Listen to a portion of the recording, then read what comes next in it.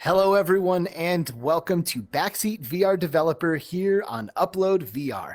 This is the show where we are playing all of our favorite virtual reality titles right alongside the developers that have created them. Thank you for joining us. My name is Alex VR, and I am one half of Between Realities. The other half is joining me right here. It's Skeeva. What's up, dude? Hey, how's it going? We got some Moss Book 2 here today, and I am super stoked about it. Yes, I am here. I am already inside of the world of Moss, and joining us today from Polyarc Games is Mr. Chris Alderson. What's up, Chris? Hey, Alex. Hey, Skeeva. How are you guys doing? Pretty I good. think we're doing pretty good, man. You know, we're excited. Moss for Quest 2 is here, so you guys have got to be excited as well. We are extremely excited. We've been working on this version for about 4 months, and we're excited to say that we're extremely proud of the work we've done, and we think it's going to be one of the best looking and best playable, most easily playable and fun, exciting experiences on the Quest 2. Well, we're about to find that out firsthand, aren't we? It's pretty exciting stuff. Let's put it to the test. I like these little layers that appear on the book as you hover over them. You can see the path. It's a nice little touch. Oh, nice. That's cool. Also, I can't help but notice book 1 chilling right here. Ah, classic. Yeah, that was a late addition. That wasn't initially there for the longest time. We're like, wait a second, why don't we do that? It makes sense. It feels like I haven't gone anywhere. You know, it's like, Yeah. Okay, so here I am. I We can want it even to feel tell. like you just put the first book down, and then the second book just kind of appeared in front of you, and you're ready to continue the adventure. Yep, and you just put your new page there. You can even Yep. see the old stained glass image back there. Lovely. So yeah, this is all just sort of recapping the events of the first game, with some There's added my info. raft that in our kind of- water. Yep. Yep, the water already looks upgraded from some of previous versions. By the way, folks, if you're watching this and you haven't played Moss Book 1, you should probably pump the brakes and go play that game. Absolutely. Because this is like Such a a good game. direct continuation. Like, anyone who played the first game and finished it can see that we're basically where we left off, right, Chris? Right, that massive armored serpent right in front of you. Quill and you are the reason that it's slain, and so if you want to see how that happens, I definitely recommend picking up the first game. I like to think that both of these games are one, and that was the initial plan, was to have both of these experiences be one title, but for one reason or another we had to split it up, and so yeah, again, please buy the first one if you want to experience the whole story as a whole. Well, it's interesting because, you know, to me it absolutely, and I've played this on PlayStation VR already. This is my first time on the Quest though, but to me it really does feel like a continuation, and that kind of begs the question for me, you know, did you guys kind of just continue what you were doing when you started book 2, or did you have to take like any new approaches to the way you developed this title, learning from the first one? Like, is it a new approach? Is it the same approach? How did you guys approach the second one? Yeah, initially you started off in the exact same room that you ended the first game.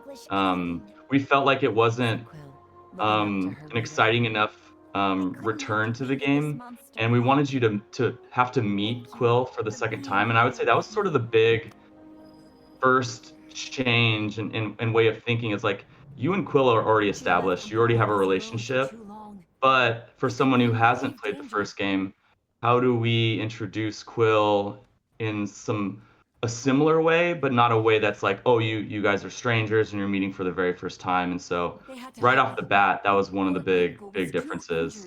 And then as far as the gameplay goes, yeah, we want to introduce all the tutorials. We want to make sure that anybody can pick this up and play it.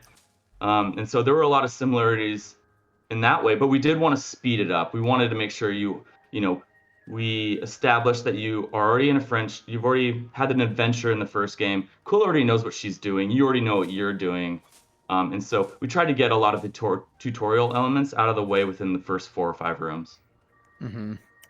That's good. Do you anticipate people buying Moss Book 2 without playing the first one? Do you think there will be a large amount of people who do that? I believe so. I think even from my experience, if I'm gonna play a game that has, 3 or 4 previous games before it, and I'll give you a real example. I have only played the last 2 Uncharted games, probably because I came on so late, and I just wanted to make sure that I was getting, all of the newer gameplay elements that they added. I do regret that a little bit, because of how much I ended up loving those games. And so I, I've done that a couple times. I've also started from game 1 a couple times, and I just think there's going to be a mix of people who just want to get the latest, in technology and in graphics and in story, and I think some people are going to pick up the first game, because it is a 4-year-old game, the first one, and so I'm anticipating a mixture. Yeah, I guess that makes sense. What about you, Skeeva? Would you buy a 2 in a series before playing the first one? That's a tough question, right? Because people don't have all the time in the world sometimes, and they want to play the newest game. So it's tough. I mean, me personally, I would really always prefer to play the first game first. But, like Chris was saying, if you go in and there's already 3 or 4 games behind you and you're just getting into the series, that's different. But Moss is absolutely worth grabbing the first one and playing from the beginning. Yeah. So what kind of, this game launched on PlayStation VR, I guess is an exclusive to start. It's the only place you could play it. And now we're playing it on the Quest 2. What are some of the primary differences that I can expect to experience well? I mean, obviously, the main one for me so far anyway is just the fact that I have both glowing balls. You only have the one when you're using the PlayStation, right? But otherwise, can you still see while that notification's going? Were you able to see that? No. Yeah, we didn't see anything. Mm. Okay.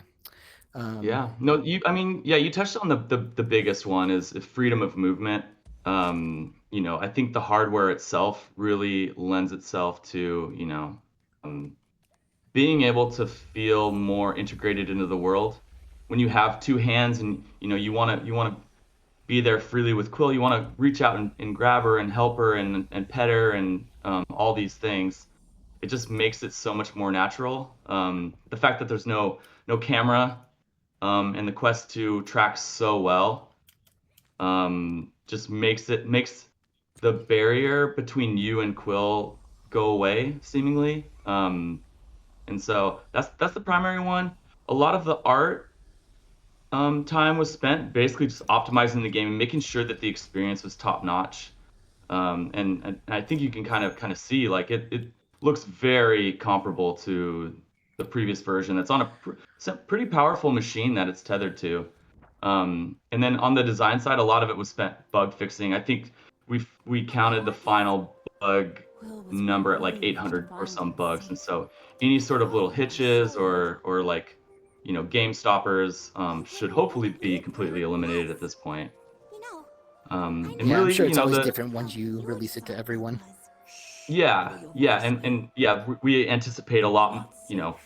Our player base is now growing by everyone who has a Quest 2 headset, and so the chances of more bugs and things being identified is much higher now. But yeah, we a game like this, we spend a lot of time balancing so many different elements that adding or streamlining or removing things can change the whole experience. And so really it was about refining and making sure that we were very happy with the final experience. Nice. You even managed to get my little mirror effect there too for a moment. That was nice. Yeah. I was wondering if I was going to be able to see myself. Yeah, it's really important that you see, and in the first game you saw that too. We used the reflection of the water to establish that you are a character. You're not just a camera. And although it seems like such a minor detail, now all of a sudden you're like, oh wow, that's me, and I'm here with Quill, and hopefully that makes you bond quicker and have a stronger connection to her and the world. So real quick, Yeah. I want to let people know that if they see any frame drops in this video, it's just due to the casting. This actually runs very smooth and very good. And, you know, Yeah. most of this video does too, but I just want to let people know, just so they're not questioning it. That's a good call out, We Skeeva. Yeah, we ran into that while we were doing playtests, and we every time we were like, "Whoa, we didn't expect a hitch here," and the person playtesting was like, "No, it looks fine on my end." Yeah, it's literally just casting it, and drops a couple frames. Yeah. So we're pretty familiar with that. Well, and you know, I should mention then that it's actually smooth for me now while casting, which of course is not always the case when you're making video content. You know, a lot of times when you cast or you record, there is somewhat of a performance hit, and I'm not feeling it at the moment. So that's just for the record. Nice. So we established that this is on PlayStation VR, and it is now on Quest 2. Are there any other platforms we can play this on now or in the future? Not currently. It's now just on these two platforms. We're always wanting to bring this game to as many people as possible. We do have, some tentative goals, but nothing has been announced yet. Great. Nothing announced, but I do like tentative goals. Yeah. No, this game took, Moss 1 came out 4 years ago. This game took about, 3.5 years to complete. And just everyone on the team is just so ready for more people, and whatever we can do to bring this game to as many fans and VR enthusiasts as possible. You better believe we're going to try our best to do that. So what do you play this on? So you developed this game, and if you were to choose yourself, do you have a preference whether to play this on the Quest 2 or the PSVR? I develop, I don't know if you can see this, if it's a blurry. Nope. So yeah, I develop on the Quest 2 using the Quest Link. Oh, cool. And Okay. so that's the one that, I have at my desk. And so at this point, I think there was a time where the PSVR was my VR headset of choice, but at this point, it's just so easy to just pick it up and if I'm working on a level, just pick it up. Instantly I can kind of see what's going on. There's a few settings we have that can show us exactly what it's going to look like on the Quest without the link. And so I would say, yeah, I've jumped over to the Quest at this point. Nice. Yeah, PlayStation What VR about is you? cool. What's your guys' Your headset? Well, it honestly depends on my experience. Moss, I would prefer to play probably on a PC if I could, but I can't right now, right? But I do like the PC. But the primary reason would be because I would expect there to be graphical enhancements that the Quest would not be able to offer. Whatever can get me the highest quality experience, I'll do if I can. But there is something about the ease of use of the Quest that just makes it so approachable. You're just sitting on the couch, you can just throw it on and get a little further in Moss if you want to, as opposed to setting the time aside, going upstairs, getting next to my computer, that kind of thing. So Yeah, and for me too. For me, I would prefer the Quest 2 as well, just because you don't have to worry about sitting in front of the camera of the PlayStation VR. I think the Quest 2 is pretty comfortable, so I could sit in here and probably play more of this game in one session than I might be able to on the PSVR. But that's completely subjective to the person's head and also what they have. So, but yeah, I do like the Quest 2. For me, it's just the blurriness of the PlayStation. That's the only thing I don't like. I can even deal with actually I don't know, the tracking is not as good, but I could possibly deal with the tracking a little bit more often if the headset wasn't just blurry. But I don't get the resolution that I get in the Quest or my Vive Pro when I use the PSVR. Yeah, wireless is such a big deal too. Mm-hmm. Yeah. All right, so our goal for this was to hopefully, to match as close as we can to PC. I think that's pretty much our goal every time. Is how do we make something that plays really well but is also gorgeous. This looks very pretty. I mean, the lighting effects are great, and the shadows are fantastic, and it just looks fantastic. So you guys did a really good job. I can imagine when you are developing a game like this that is like a puzzle platformer that you learn through playtesting like what's too difficult, what's too easy, that kind of thing. Mhm. Were there like a lot of ideas that had to get scrapped because they were just like way too hard, like people couldn't figure them out, that kind of thing? Yeah, I mean, designing a puzzle game in itself is a challenge, because while players play testing, it could take them a while to figure out a solution. And we're over here and we've seen, dozens of people play test it, and we see the same people get hung up in the same area, and we start sweating a little bit, and we're like, oh my God, is this too hard? Or are they not understanding it? And then they take the headset off, and then we ask them a bunch of questions, and one of them is like, hey, was that fun? And a lot of times they're like, oh my gosh, I had so much fun, and solving it was so rewarding. And so your instinct is to make everything easier, because you want, the time it takes for people to solve, you want it to be somewhat quick because we've seen it so many times. And so I think this game we did a better job of that. I think the pacing in which the game levels up in difficulty is a lot smoother than the first game. We saw that early on in Moss 1 on the water wheel. Most of the deaths happen within like the first 6 rooms, and it's part of it is because they're starting out and they're new to the game. But man, it you would hope that that kind of thing would happen much later in the game, and so maybe that was one thing we could have scrapped or changed early on. But I think what ends up getting cut is more things that are confusing rather than difficult. If there's just ambiguity to the solve of a puzzle, like something doesn't make sense, like why would this shape go into this shape? There's no affordance there. So like the confusing things we ended up removing.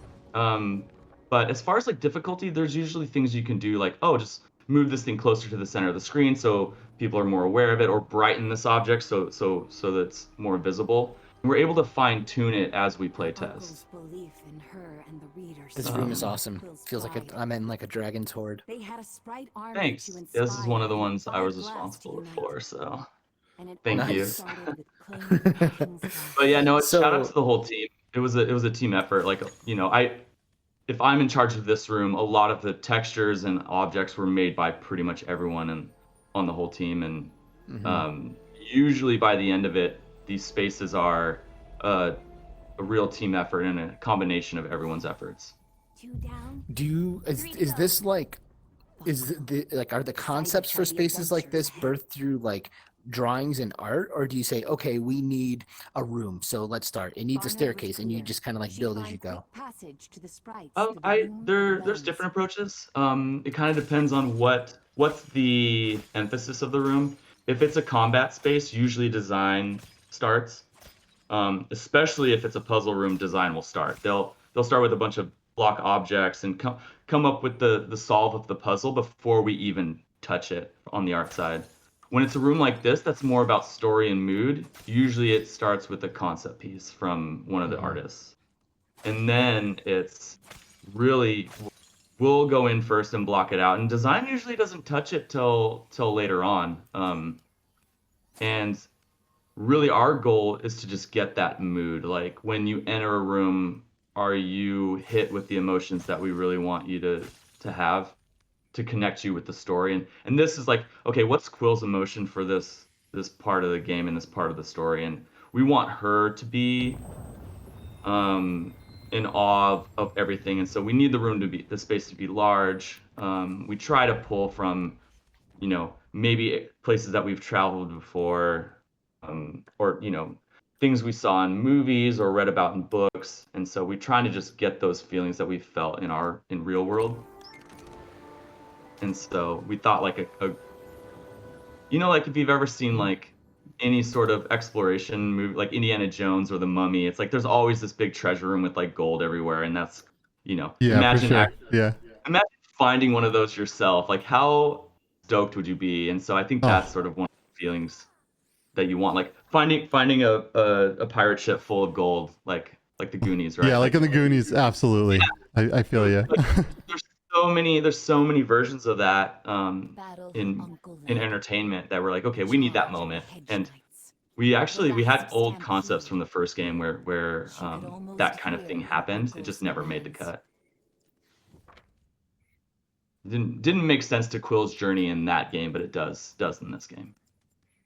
Yeah, there's some things that happen in this game that definitely separate it from its predecessor, and I won't speak to all of them, but it's exciting when you come across those things, I think, as a fan of the series. All right, so I think I need to backtrack here, right? Or maybe that door over there.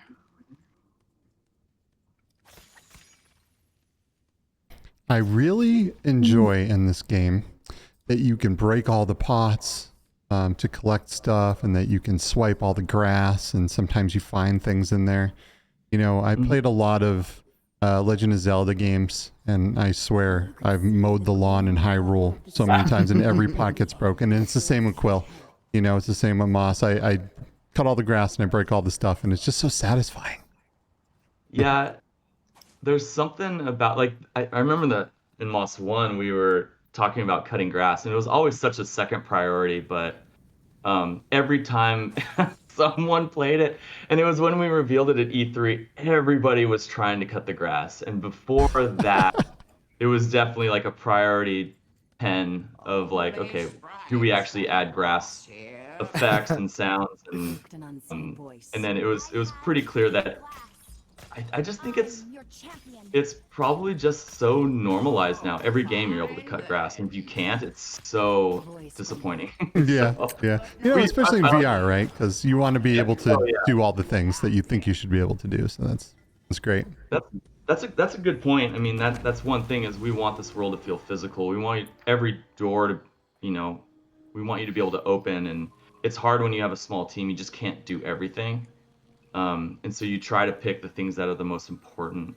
And we call a lot of those things boopables, like a lot of like those lanterns you can like run your hand through, that you'll see glow as she like runs through the space, and all the grass and those plants you should be able to run your hands through, and they should wiggle and make a sound. Like And these. it's really for the people, the mushrooms, it's for the people who do it,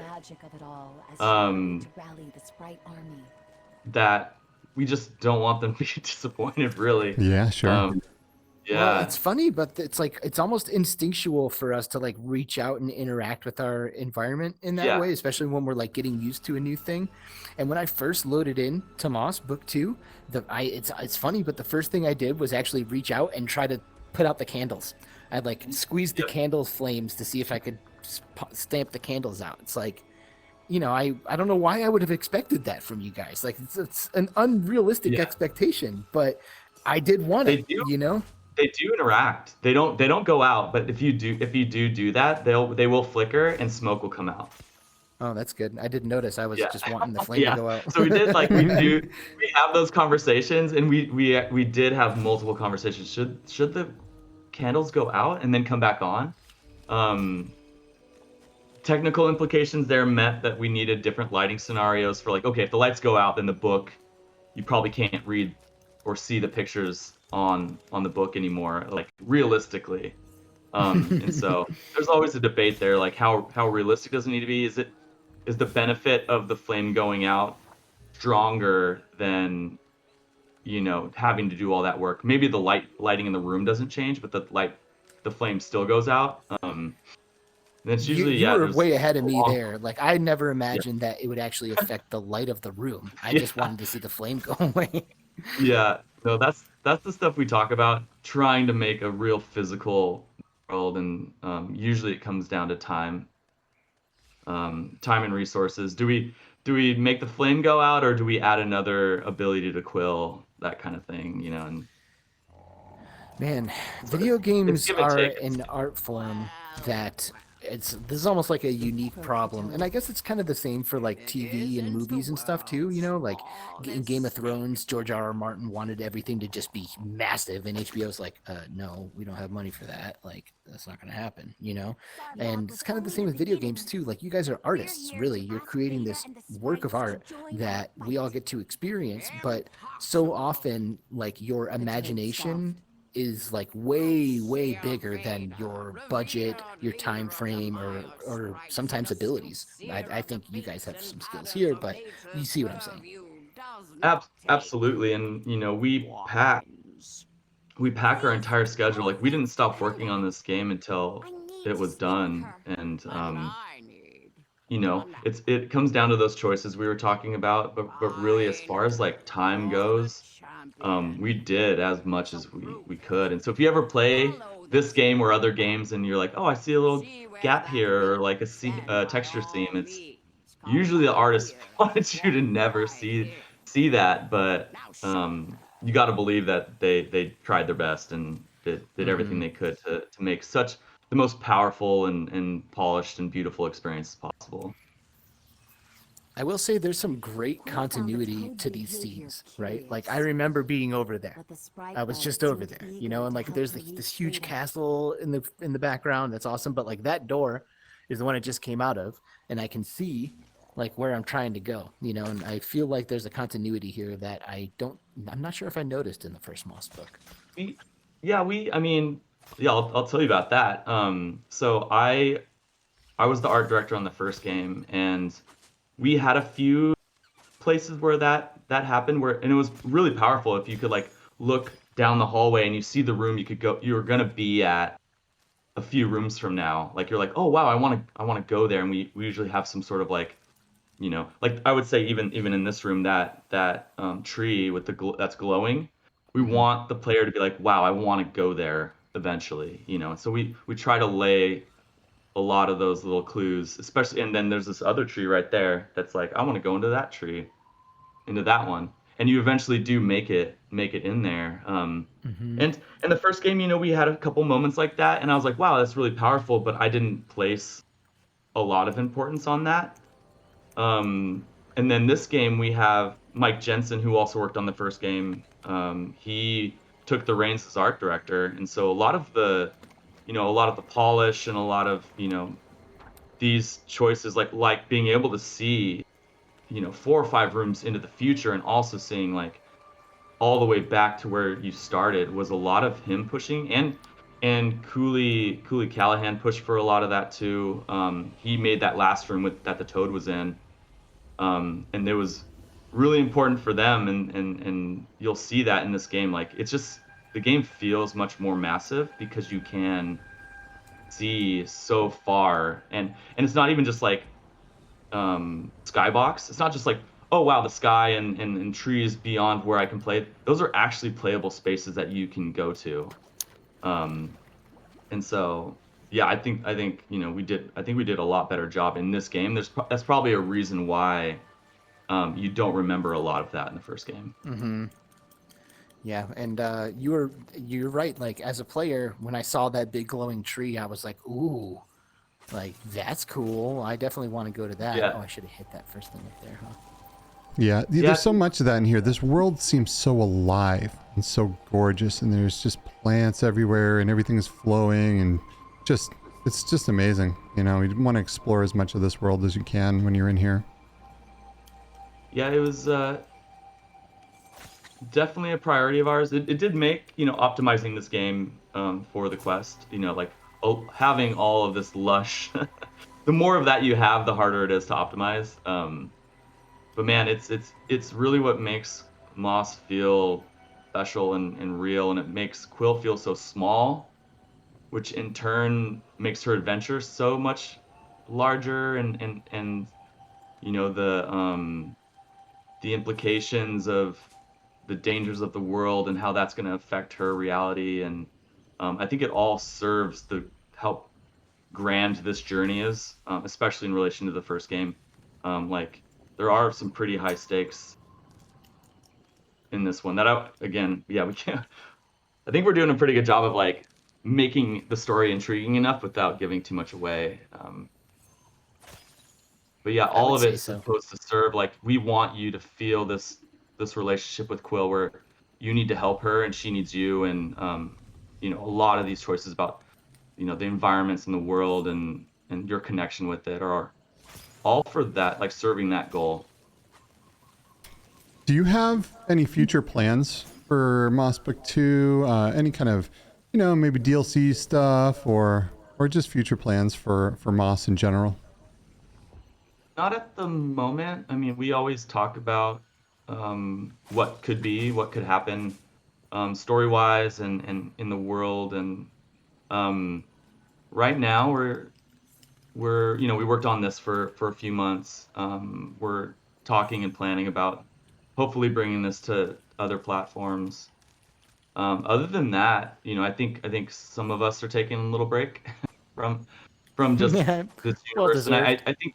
I think that helped make Moss 2 great. Like we took a few months off before we started anything new, and I think that helped it like reinvigorated us, and we just got to take time to like watch people play it and enjoy it. And I Yeah, think it's the more important. that happens, the Mm, more people play our games and like it, the harder it is for us to say, yeah, we should just stop here, you know. right. Um, because that's why we do it. We want to make something that people connect with, and like on a on a pure level. I think what we like about Moss is that it's just like it's just good, right? There's not much offensive about it, you know. And we like making the world because it makes us feel good to make the world and the story. And Yeah, it's good um, vibes. yeah, I wonder which toggle you haven't hit yet, or I wonder if you've I hit thought I one. hit that one. I'm gonna go hit it I again. think it might be the one on top. You might have. Yeah, so hit that. I wonder if it resets if you die. Oh, there Oh, we there we go. go. Yeah. Nice. And Alex, just so you know, we are there. We're So there, already, can you but believe it? I haven't beaten the game yet. I say if you want, we can at least get into the next room so you can fight some stuff. Yeah, let's see the next room before we go, at least.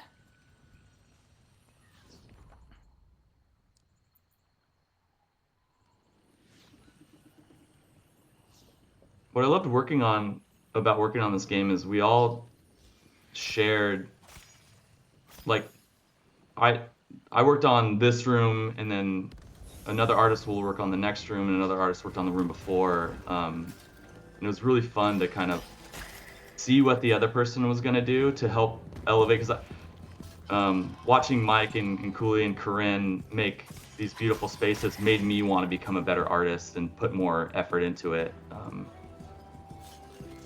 That's great that you inspired each other. That's fantastic. And you all grow and become better from each other. Yeah, I think part of it was with the way Mike did it. He's like, let's not figure everything out too early, which left room for people to experiment and one up each other essentially. But there was never any ego about it. It's like we all just wanted to make a really good experience. And I'd say ownership. Like I've worked at places where ownership is really important, and I think there's something important that, you know, people can make, artists can make a work of art and feel really good about it. But there's something about Polyarc where we like to share and take from other artists and make sure that we're all just growing, because we don't want to work in a vacuum. Because I feel like that would keep us from reaching our full potential. Well, it's obvious that Polyarc knows how to make a puzzle platformer, but I kind of like it's fun for me to imagine, like, do you think Polyarc could make a good first person shooter, right? Or, you know, a good role playing game or something like that? Have you guys ever dabbled or would consider dabbling in other genres?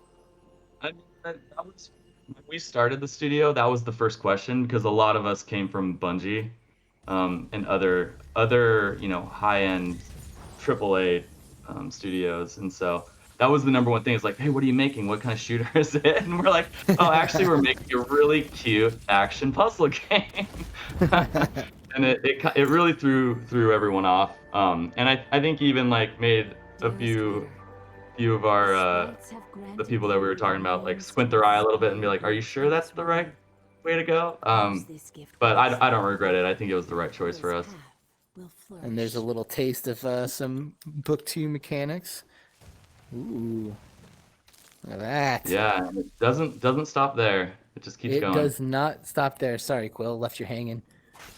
Well, Chris, this is really fun, man. This time flew by. I could easily stay in this headset for a while and continue to play this game.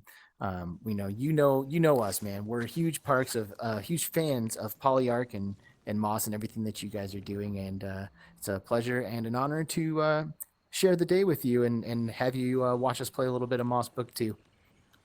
Yeah, this is I think our third hangout. Yeah, dude. And We're gonna miss you homies guys. at this point. This is good, man. Cool. Well, I hope to see you again soon. we will definitely see you again soon. And everyone who is watching, thank you for joining us, and we'll see you all again soon. My name is Alex VR for Between Realities and UploadVR. And I'm Skeeva. And that's Skeeva, and this was Backseat VR Developer with Polyarc Games and Chris Alderson from Moss. Thank you so much, everyone, and we'll see you soon in the next video. Bye, Quill. All right.